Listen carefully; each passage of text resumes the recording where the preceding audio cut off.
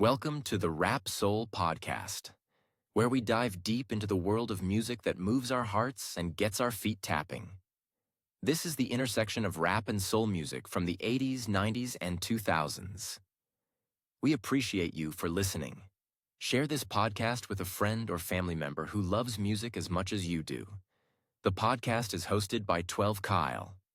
Next up, the Rap Soul Podcast. Welcome to another edition of the Rap Soul Podcast. I am your boy, your host, 12 Kyle. I want to thank you all again for tuning in as you do each and every week. Again, this is the Rap Soul Podcast.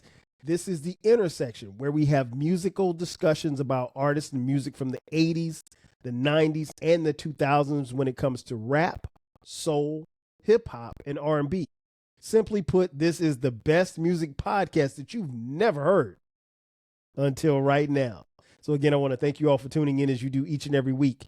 If you're watching on YouTube, thank you for watching as well. On this episode, what I want to talk about specifically is some of the best opening rap bars that we've heard. And I labeled this one Volume 1 because this is going to be a series that we're going to do for a while here. When you say best opening rap bars, what do you mean? Well, there's an answer for that.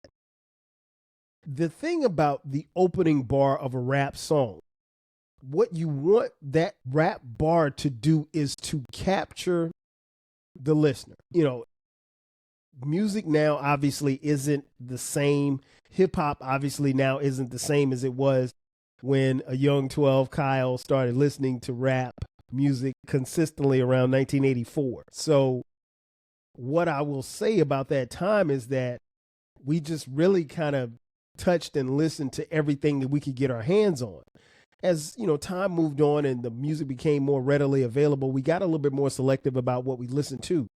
But the thing about it was that particularly in the 80s, you couldn't come whack. And the easiest way not to come whack is to get the listener's attention in the first bar that they dropped, the first couple of words that they said, whether or not it was, a lyric or if they were humming or whatever, the sounds that they were making, whatever they could produce vocally, that's what you wanted them to hear. And that's what kind of hooked you in.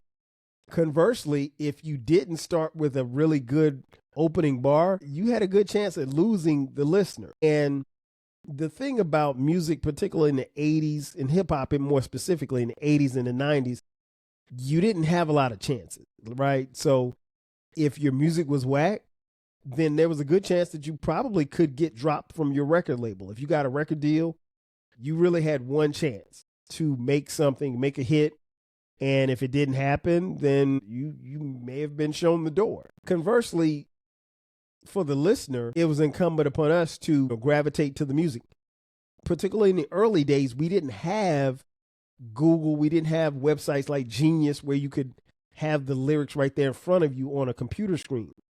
If you were lucky, the artist would provide the lyrics inside the liner notes.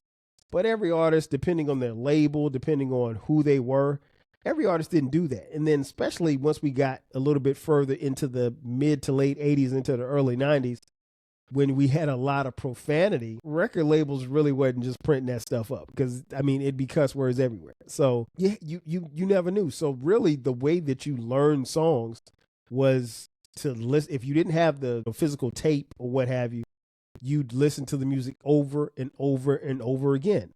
And the easiest way to grasp the concept of a particular song was the opening bar. So what I'm going to do in this series is, in each episode, I'm going to give you 5 dope opening bars. They're not ranked as like the all-time or anything like that. These are just 5 dope opening bars. If you're a faithful listener and you want to submit some great opening bars, hey, I'll be down to talk about it. Hit me up on social media at Rap Soul Podcast, or you can shoot me an email, the Rap Soul Podcast @gmail.com. That being said, let me get started. And again, these are no particular order. Number 1, NWA, more specifically, the lyricist was, or the rapper, was Eazy-E, and the song was called Boys in the Hood. The opening bar, cruising down the street in my 6'4". That's it. Listen, that bar became extremely popular and extremely quoted over a period of time, seemingly overnight. And what's interesting, at least for me, was by the time that I heard this bar, I had no idea who Eazy-E was. I had very little knowledge as to what NWA was, but it was a joint, and he caught me with that. Cruising down the street in my 6'4". I grew up in Florence, South Carolina.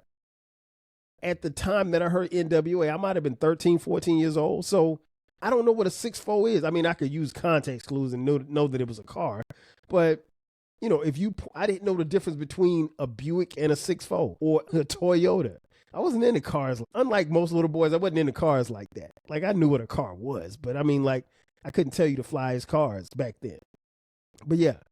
And if you saw the NWA movie Straight Outta Compton that came out a few years ago, I think it was 2014, I think. One of the more funnier scenes in the movie was how, because Eazy-E wasn't the rapper in the crew, he was the guy who financed NWA, how they made him say that line over and over and over and over again because he wasn't a rapper. So he just said it, cruising down the street in my 6'4". And Dre was like, no. Dr. Dre was like, no, you can't say it like that. You got to say it like, cruising down the street in my 6'4". And Eazy couldn't get it right. And so I can only imagine how that would have played out in a real studio in real time. You know, again, this is the 80s, so there was no cell phones, there was no cameras, there was no internet. So we don't have any actual video footage of this, but I'm sure it was quite comical. But that's one song, opening bar, everybody knows it. Cruising down the street in my 6'4", jocking the bitches, clocking the hoes, went to the park to get the scoop, knuckleheads out there cold shooting some hoops. Shout out to the late, great Eazy-E, Compton's own. Number 2, and again, these are no particular order. The artist, Eric B. and Rakim, the song, Paid in Full, and it starts off, thinking of a master plan. Listen, that bar still resonates to this day. I mean, like, if you want to know how much it resonates, if you're on social media, if you're on Twitter or Blue Sky or Threads, go wherever you're located. Just type in thinking of a master plan and hit ... I guarantee you the first comment that you'll get on your page is the next line. Because ain't nothing but sweat inside my hands. Rakim is recognized by a lot of people in hip hop circles as arguably the greatest MC of all time. He's known as the God MC. And so for him to produce an opening bar like that was clever. And he tells you, thinking of a master, he's talking about how he wants to get paid. He mentions in the song that he used to be a stick-up kid. So he's moving away from doing all of the devious things that he used to do, but he's thinking of a master plan as far as to how to get paid. And trust me, in 1987, in 1988, if you were of age, you needed money, you know, because Reaganomics was killing us all. You know, anybody that wanted to, you know, strive at that particular time, you know, you were thinking about getting paid. Now, personally for me, I was like 14, 15 years old, so I wasn't old enough to be getting paid. So yeah, Rakim, at that time, to be able to be as dope as he was, to lead off a song, one of the lead songs off that album, arguably one of the greatest hip hop albums of all time, that's major. And I mean, it's a memorable line. And again, if you think I'm lying, just go to any page or just wherever you are right now. If you're around a bunch of people, just say, thinking of a master plan. And somebody's going to say, because ain't nothing but sweat inside my hands. And they'll probably finish the rest if they know the rest of the lyrics. So shout out to the God MC, Rakim Allah. Next up, number 3, the artist, LL Cool J. The song, Mama Said Knock You Out. Starts off, don't call it a comeback. Hey, man, that opening bar is very critical for LL because at the time, there were people who really questioned whether or not LL could make a comeback. LL had been riding high off the success of his first couple of albums, and then he dropped the Walking with the Panther album, and I think that was 89. And that album commercially was okay, I guess, but it wasn't vintage LL. It wasn't what the LL that we had known LL to be. I'll just put it like that. And some would say that LL had fallen off. And the one thing that you don't want is to fall off. In hip hop circles, that it's like a death wish. You don't want to fall off as an MC. And so he begins that song, Mama Said Knock You Out, from the album Mama Said Knock You Out, which dropped in 1990. Don't call it a comeback, because people had said that LL he'd fallen off, so was this gonna be his quote unquote comeback album? And so that's why he started the line off with his opening bar was "Don't call it a comeback," and he subsequently said, "I've been here for years," and that's true. LL had been around for a while. By this time, LL was almost 10 years in the game. So, he'd been around for 5, almost 6 years at this point. So, but even then, that's a long time to be in hip hop or rap. So for him to drop that song and for that song to be as relevant as it was, and it actually fueled the album, it was a great opening bar. So shout out to Uncle L, the future of the funk. He did not call it a comeback. Next up. The group Run DMC, the song King of Rock. The song begins, "I'm the king of rock, there is none higher." Listen, for me personally, this is probably my most memorable opening rap bar, because there was a point in time where any and everybody around me wanted to be in Run DMC. Like we acted like Run DMC. We tried to dress like Run DMC, even though we couldn't afford the clothes or the hats or the Adidas. But we want, because Run DMC was the definition of cool. Again, I grew up in Florence, South Carolina. I didn't know where Hollis, Queens was, but I knew when I looked on a TV screen or I heard these guys rap and rhyme that they were cool. They looked cool, they acted cool, and their rhymes were cool. And he said, "I'm the king of rock. There is none higher. Sucker MC should call me sire. To burn my kingdom, you must use fire. I won't stop rocking till I retire." Listen, that bar still goes hard to this day. Legendary opening bar from Run DMC. So salute to the kings of rock who kick down doors for everybody. And last but not least, as I mentioned, these are in no particular order. The song is called PSA. The artist is Jay-Z. And he simply says, after a piano riff, "Allow me to reintroduce myself. My name is Hove."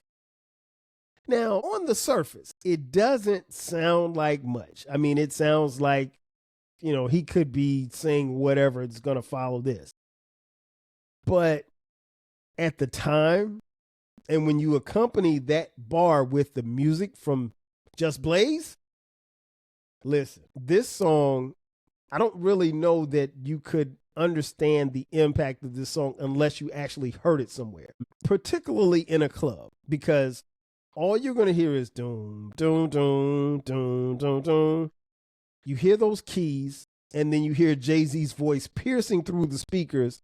"Allow me to reintroduce myself. My name is Hove. H to the OV. I used to move snowflakes by the OZ. Even back then, you could call me CEO of the ROC, Hove." Yeah, man.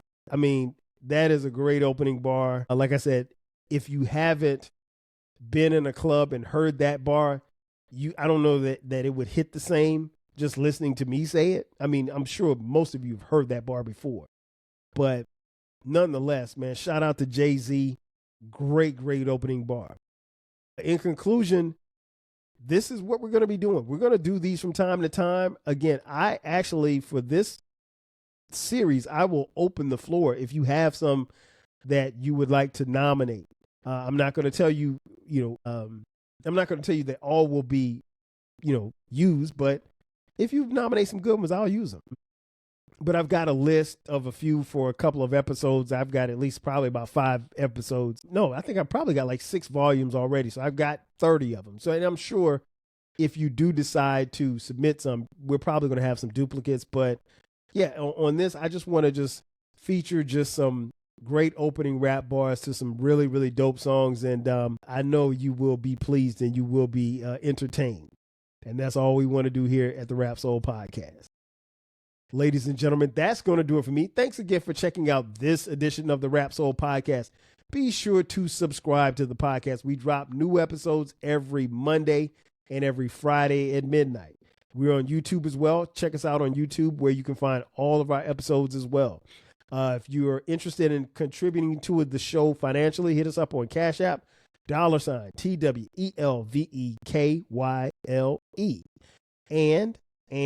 And we're on social media as well. Rap Soul Podcast, 12 Kyle, across the board. Again, that's going to do it for me. Thanks again for checking out this edition of the Rap Soul Podcast. I am your boy, 12 Kyle. I'll catch you guys next time. 5,000. Cheers. Thank you for listening. This concludes the episode. Be sure to subscribe to the Rap Soul Podcast.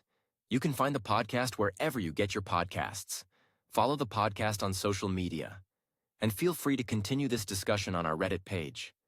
More importantly, share this podcast with a friend or family member who loves music as much as you do. Until next time, 5,000.